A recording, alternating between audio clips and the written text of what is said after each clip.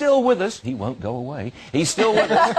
All right, I want to talk with you, first of all, about the Tea Party. Okay? All right. They've got the National Federation is being formed today. Would Jesse Ventura, if he was in politics today, would you be a Tea Party attender? No. You would not? No, I don't think so. I find them somewhat fraudulent because they're supposed to be constitutional and they show up right now. Where were they 8 years ago when habeas corpus was suspended? Where were they when they violated the Fourth Amendment of illegal What do you think of... well, you live in Mexico. You don't seem to like my answer. Wait a second. You live in I want to get back to marijuana. You live in Mexico, yeah. 800 miles south of the border. Yep. You're not connected to the electricity supply. Nope. You haven't watched television in much at all in the last 8-9 months, I believe. No, about the last 3 months. And you want to legalize pot?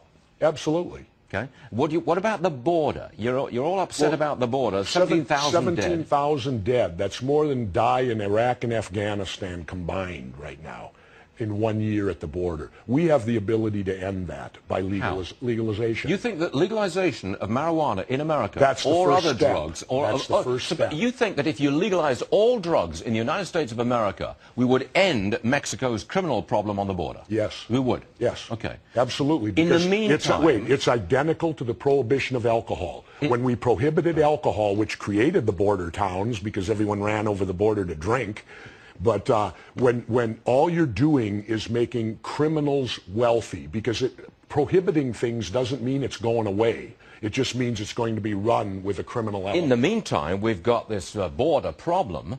You wouldn't militarize the border? You wouldn't put soldiers on our border? No, not at all, because I don't personally want to live in East Berlin. Would you open the border? Would I open it? Yes. Yeah.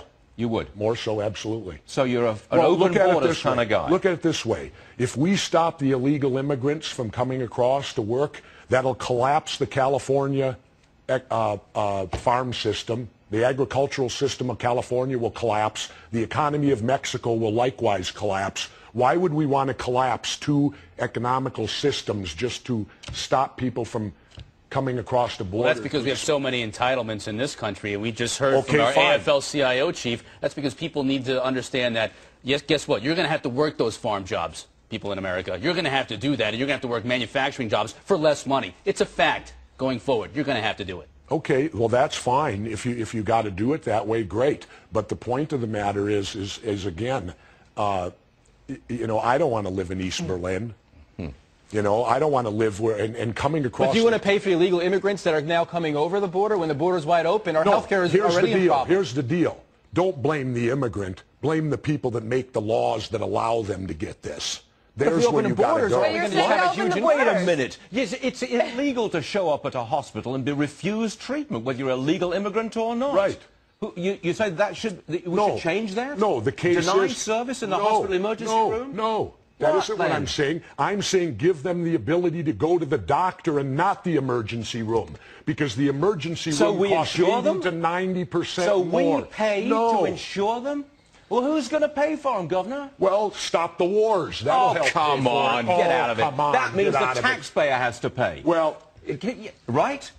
You are telling me that the taxpayer has to pay for medical coverage for illegal immigrants. Well, that's what you're saying. Then I guess I guess we let them bleed to death on the street. That's what you are saying. You're telling taxpayers me let them bleed to death. You are telling our audience that the taxpayer should be held responsible for the medical treatment of illegal immigrants. That's what you're saying. No, that's what you're saying. Then what the hell are you saying, for heaven's sake? I don't know. What are you saying? I'm saying...